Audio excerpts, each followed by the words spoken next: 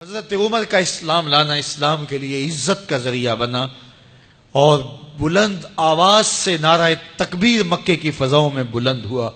40 مسلمان جب ہو گئے تو پھر میرے رب نے کہا یا ایھا النبی حسبک اللہ، اے نبی تمہارے لیے اللہ کافی ہے، ومن اتبعک من المؤمنین، اور تمہارے لیے اہل ایمان کافی ہیں۔ حضور علیہ السلام کے حوالے سے ان کی حساسیت اور ان کا جوش و جذبہ اور ان کی غیرت ایمانی دیدنی تھی۔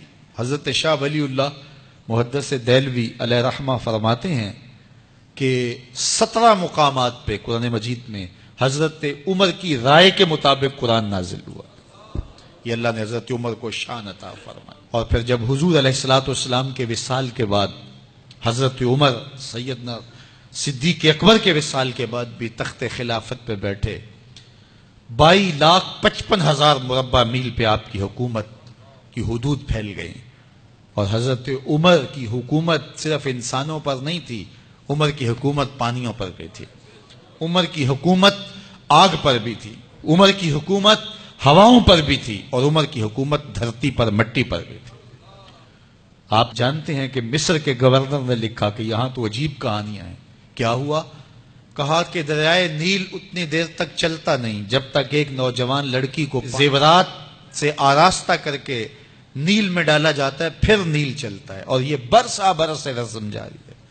حضرت عمر کے پاس جب یہ پیغام پہنچتا ہے تو حضرت عمر نیل کو خط لکھ رہے ہیں، بسم اللہ الرحمن الرحیم، مصر کے نیل کے نام عمر کا خط، اور آگے لکھتے ہیں اے نیل اگر تو اللہ کے حکم سے چلتا ہے تو چل، ورنہ تیری کوئی ضرورت نہیں ہے۔ اور رکا لکھ کر کاسد کو دیا، جا کے یہ دریائے نیل میں ڈال دو۔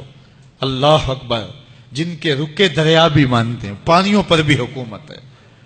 اور نیل میں جب وہ رکا ڈالا گیا، نیل ایسا چلا آج تک کبھی رکا ہی نہیں ہے۔ پانیوں پر حکومت، ہواؤں پہ حکومت۔ مسجد نبوی کا ممبر ہے، عمر خطبہ دے رہے ہیں، عراق کے علاقہ نہاون میں جنگ ہو رہی ہے، مدینے سے 1 مہینے کی مسافت ہے، 1 مہینہ مسلسل چلیں تو نہاون آتا ہے۔ حضرت عمر خطبہ دیتے دیتے درمیان میں جملہ معترضہ کا، یا ساریہ الجبل، اے ساریہ پہاڑ نہ چھوڑنا۔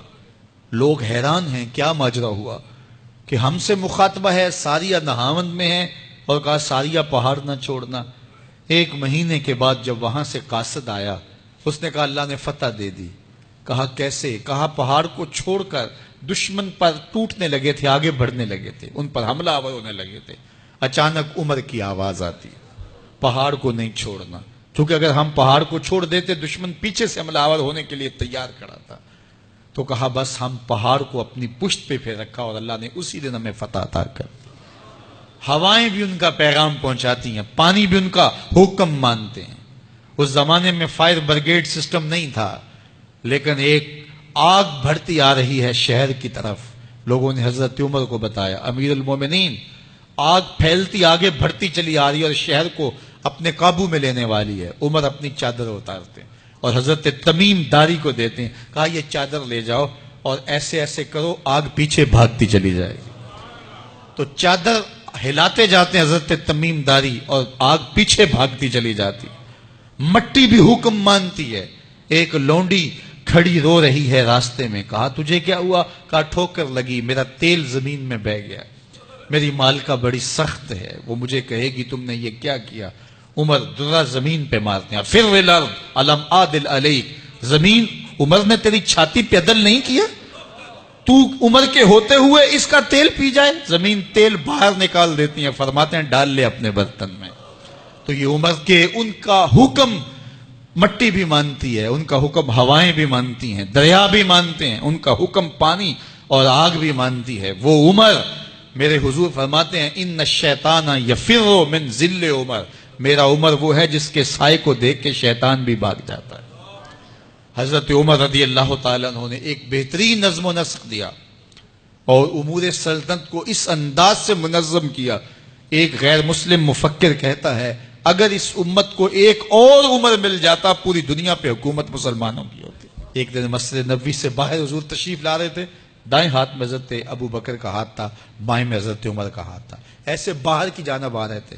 دروازے سے کوئی بندہ داخل ہوا تو اس کو دیکھ کے حضور نے فرمایا ہا کازا نبعث یوم القیامہ، قیامت کے دن جب قبروں سے اٹھائے جائیں گے ہم ایسے ہی اٹھیں گے، میرے دائیں ہاتھ میں ابو بکر کا ہاتھ ہوگا، بائیں میں عمر کا ہاتھ ہوگا۔